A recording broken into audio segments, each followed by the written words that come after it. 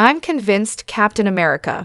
Brave New World's design complaints prove the MCU took the wrong lesson from its most controversial villain look. Captain America.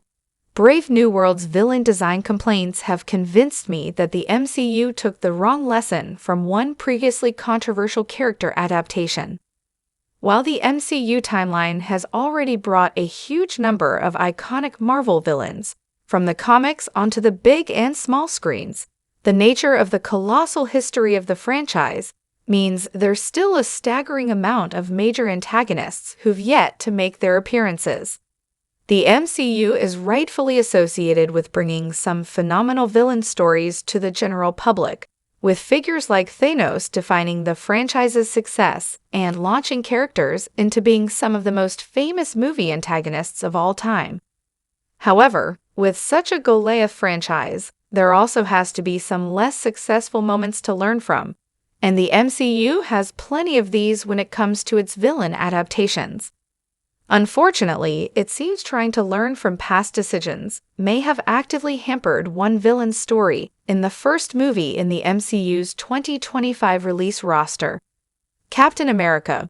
Brave New World's leader design has received criticism. Captain America.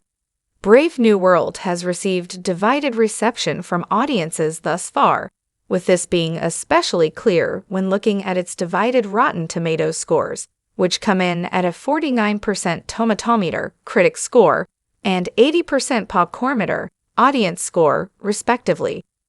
There are a range of criticisms that have been levied at the fourth Captain America movie, including complaints about its story pacing, its script, and the decisions made regarding the various villains that appear throughout the film's plot. Interestingly, the leader has received a fair share of these complaints since the movie's debut, with many of them directed at the character's design. While Samuel Stern's body is shown to have been changed as a result of the Hulk blood his wounds are exposed in The Incredible Hulk, this altered look is decidedly different to his conventional comic depiction. The MCU iteration has a far smaller head than the extended cranium of his comic counterpart, and has an appearance more resembling the flesh of his brain being exposed and inflamed slightly above where skull would be, rather than extending his head upwards. The MCU leader's design suggests Marvel learned the wrong lesson from MODOK.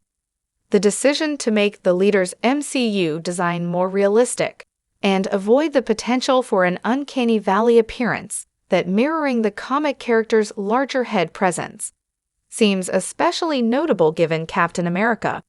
Brave New World comes only 2 years after one of the most criticized MCU villain designs of all time, which bears some key similarities character-wise. 2023's Ant-Man and the Wasp.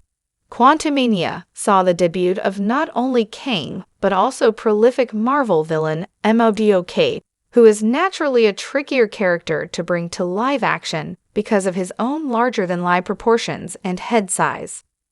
Ant-Man and the Wasp. Quantumania's worldwide box office comes in at around $400 million, marking a lower result for the franchise that would theoretically warrant future releases trying to avoid any potential missteps the movie could be seen to have made. However, the decision to lean into MODOK's comic design by simply stretching Darren Cross' face to fit the different dimensions of the MODOK look didn't go down well, as the approach fell flat with viewers who felt it made the villain look more surreal than simply fully leaning into the less lifelike aspects of the design. This wasn't helped by the MCU iteration of the villain's story, which changed things drastically by not only having Darren Cross be the person who becomes MODOK, but also by having the character be little more than an awkward comic relief peon to Kang before the movie kills MODOK off. Given just how unpopular the decisions with MODOK proved to be for the MCU, it stands to reason there may have been hopes to avoid repeating this with the leader via giving him a more grounded design adaptation.